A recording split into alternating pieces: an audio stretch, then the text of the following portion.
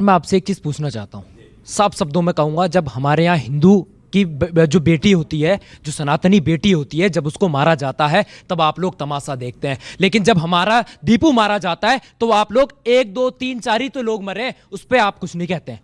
क्यों नहीं कहते हैं सर? उसके ऊपर भी तो आपको बातें करनी चाहिए। नहीं नहीं सर, तो ये 1 2 3 4 लोग कह रहे हैं ना, उस पे ऊपर कुछ बात क्यों नहीं करना चाहते आप? आप ये बताइए ना सर। मैं कर रहा हूं सर कह रहे हैं आप सर 8-10 से पेट नहीं भरा, 8-10 हिंदुओं के खून से पेट नहीं भरा। नहीं सर, 7 लाख मरो तब बोलेंगे। सर आपके उसमें, आपके शो में बार बार एक चीज कही जा रही है कि चश्मा धुंधला हो गया है। मैं सर एक चीज बताना चाहता हूँ, लो सर, मैं चश्मा उल्टा करके भी देख पा रहा हूं कि आपकी आंखें तब भी वैसी है, और चश्मा सीधी करके भी कह रहा हूं कि आपकी आंखें तब भी वैसी है। ओके, उल्टा सीधा चश्मा। Okay okay okay okay Rashidi ji 20 second फिर और सवाल। सुनिए आप मेरा बयान देखिए न्यूज़ 18 पे।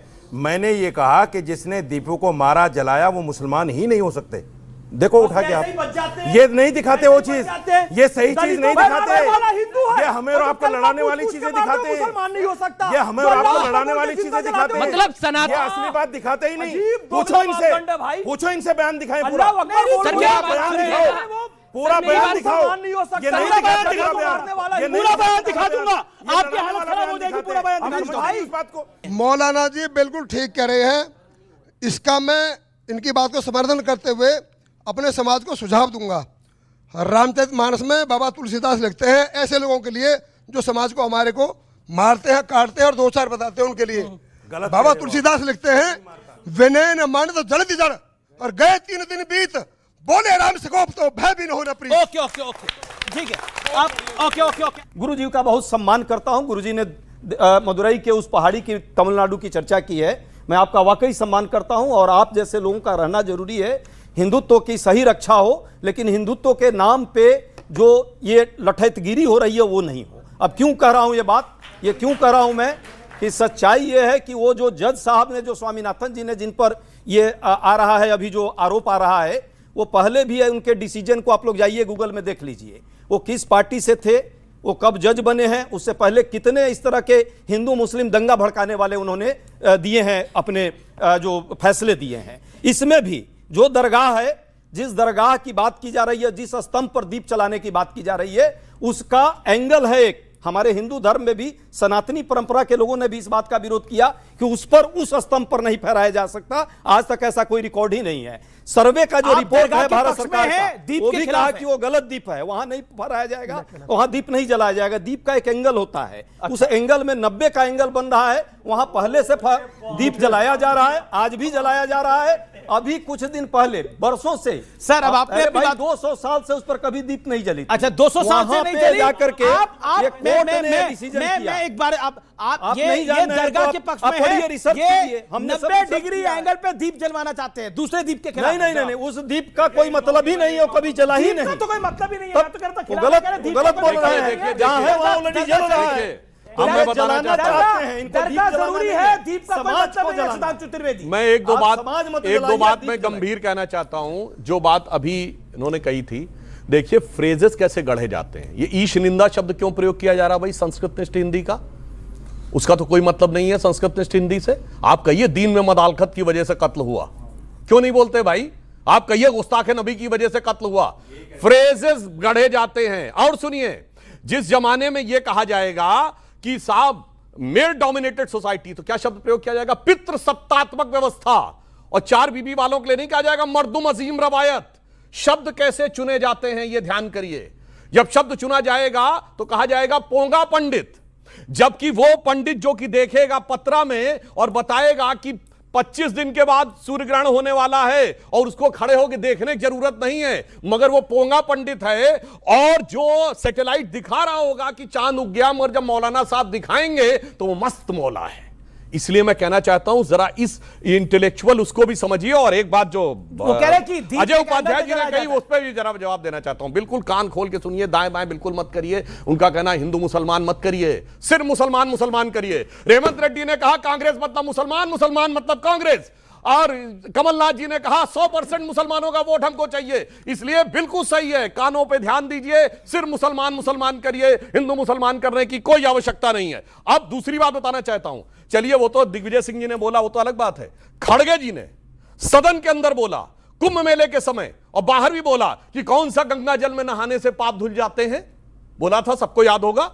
और मैं कहना चाहता हूं, ये जल की पवित्रता सिर्फ हमारे यहां नहीं है, मुसलमानों में भी काबा में आबे जमजम है और वहां भी माना जाता है उस जल से पाप धुलते हैं। वेटिकन में आप जाते हैं तो भी वो जल छिड़कता है, कहता है this holy water will kill you, remove you from all the sin. औकात हो तो बोल के दिखाएं। क्या कहना चाह रहे हो, बताओ। धर्म के नाम पे जब लोगों को मारा जाता है तो हम सेफ कहाँ पर है? हम लोगों तो बस हिंदू मुसलमानों पे अटके रह गए। ओके, बहुत अच्छा सवाल है। धर्म के नाम पर अगर मारा 10 सेकंड जी जी जी। मैं बेटा आपका वाकई आप ही हैं आने वाले इस देश के भविष्य। आप ही लोगों को इस देश में रहना है, इसका ख्याल रखना है। ये हिंदू मुस्लिम मंदिर मस्जिद की राजनीति नहीं, सियासत का काम है। देश के लोगों को रक्षा करना, देश की प्रगति करना। सियासत यदि धर्म के नाम पे चल रहा है तो ये गलत है। ये इसलिए आप जैसे लोग अभी भी हैं और यही रोशनी है। अच्छा, एक शेर सुना रहे लास्ट, हम भी 5 सेकंड में शेर सुना रहे हैं। हाँ, शेर सुना दीजिए। इसी बच्चे पर एक शेर सुनाता हूँ। हाँ। हम क्या बनाने आए थे, क्या बना बैठे, कहीं मस्जिद बना बैठे, कहीं मंदिर बना बैठे। हमसे तो अच्छे ये परिंदे हैं जनाब, कभी मंदिर पे जा बैठे, कभी मस्जिद पे जा बैठे। बहुत अच्छी बात है। लेकिन एक रशीद, आप कई शो में बोल चुके हैं, मगर ये परिंदे जानते ऐसे उड़ते थे, फिर प्योर हिंदू सिटी अयोध्या में जाकर ऐसे बीच में बैठते थे, कहते थे मेरा है। फिर प्योर हिंदू सिटी मथुरा में जाकर ऐसे बैठते थे कि वो हमारा है। लेकिन परिंदे प्योर हिंदू सिटी काशी में जाकर लेकिन ये परिंदों की बात करी। लेकिन आप बांग्लादेश के विषय में कहां फंस बैठे? आप बांग्लादेश के विषय में कहां फंस बैठे? ओके, अच्छा, दिया जलाने का एक एंगल होता है, मुझे आज पहली बार पता लगा है। 90 डिग्री में एंगल चलता है। स्वामी जी, आप कौन सी डिग्री में दिया जलाते हैं भाई? आप सब अपने घरों में कौन सी डिग्री में दिया जलाते हैं? मैं अजय भाई का मैं भी बहुत सम्मान करता हूं, मगर अजय भाई के मुझे किसी चीज पर कोई चिंतन मनन की आवश्यकता नहीं। मगर एक बात जरूर कहूंगा कि जो कई सदियों से चली आ रही परंपरा होती है, वो मंदिर का ईशान ढूंढती है और अग्नि ढूंढती है। ईशान देवता के लिए और अग्नि दीप प्रज्वलित के लिए, या जितनी भी तमाम चीजें होती हैं, यज्ञ इत्यादि। मगर वहां एक आज से अजय भाई नहीं चल रहा था दिया, आज से नहीं जल रहा था, वहां दिया सदियों से जलता आ रहा था। इस सरकार ने बंद कराया। राजकुमार भाटी, ये अपने आप में टिपिकल है। 2025 समाप्ति की ओर है, 26 आने वाला है, चुनाव 27 में है यूपी के अंदर। क्या कांग्रेस अकेले अपने दमखम के साथ चुनाव लड़ने के लिए जा रही है? अगर, और इमरान मसूद तो कई बार इस बात को बोल चुके हैं, अब अविनाश पांडे भी बोल रहे हैं, तो अपने आप में महत्वपूर्ण है। नहीं तो ये सवाल तो आपको अजय उपाध्याय से मैं पूछना सवाल चाहिए। आपसे है। मैं तो उस दिन गंभीरता से लूंगा, आपके नेता भी कह रहे हैं। जिस दिन राहुल गांधी या खड़गे जी का कोई बयान आएगा, मैं उस दिन गंभीरता से लूंगा। अच्छा, इमरान मसूद गंभीर नहीं है? आज इमरान मसूद, अजय राय और ये पांडे, अविनाश पांडे, ये कांग्रेस की पॉलिसी तय नहीं करते। तो ये इनकी हैसियत नहीं है। आप कह रहे हैं इनकी हैसियत नहीं है। बिल्कुल, बहुत बढ़िया रहस्योद्घाटन किया है। प्रभारी, प्रदेश अध्यक्ष, इस सब की कोई औकात नहीं है, एक ही है। पिछले शो में भी सबका मालिक एक है। मैं नहीं कहवाता। अविनाश पांडे और अजय राय की हिम्मत यूपी में कहने की नहीं हुई ये बात, ये भी जाकर मुंबई में कही है। तो ये तो आप उनसे ही पूछो। लेकिन मैं एक बात, अच्छा, इनकी हैसियत नहीं है आपकी राय में? आपकी इनकी हैसियत नहीं है, क्यों बोलूं? यही तो बोल रहे हैं आप। वो भी सम्मानित नेता हैं, लेकिन वो पॉलिसी तय नहीं करते हैं कांग्रेस इन लोगों की हैसियत नहीं है इमरान मसूद वगैरह की। अविनाश पांडे वो कह रहे हैं आज बादलों ने फिर मुझसे साजिश की, और जहां मेरा घर था वहीं बारिश की। अब मैं इसमें क्या करूं?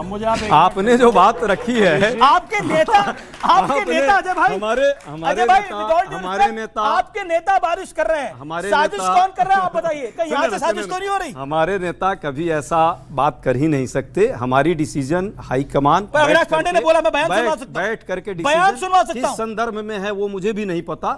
यदि पता होगा तो जरूर उस पर जवाब दूंगा। सुधांशु त्रिवेदी जी गिनवा रहे थे कि मुसलमानों की हिंसा में कितने हिंदू मरे, और मौलाना जी गिनवा रहे थे कि मुसलमानों की हिंसा में कितने हिंदू मरे। ये दोनों ये क्यों नहीं सोच पाते कि जो मरे हैं वो इंसान है, इंसान मरे हैं। ये हिंदू मुसलमान गिनते रहेंगे। मुझे फिर अदम जी याद आते हैं कि हिंदू और मुस्लिम के एहसासात को मत छेड़िए और अपनी कुर्सी के लिए जज्बात को मत छेड़िए। ओके सुधांशु जी, हम में कोई हूण, कोई शक, कोई मंगोल है, दफन है जो बात, अब उस बात को मत छेड़िए और छेड़िए एक जंग मिलजुल कर गरीबी के खिलाफ। दोस्त मेरे मजहबी नगमात को मत छेड़िए।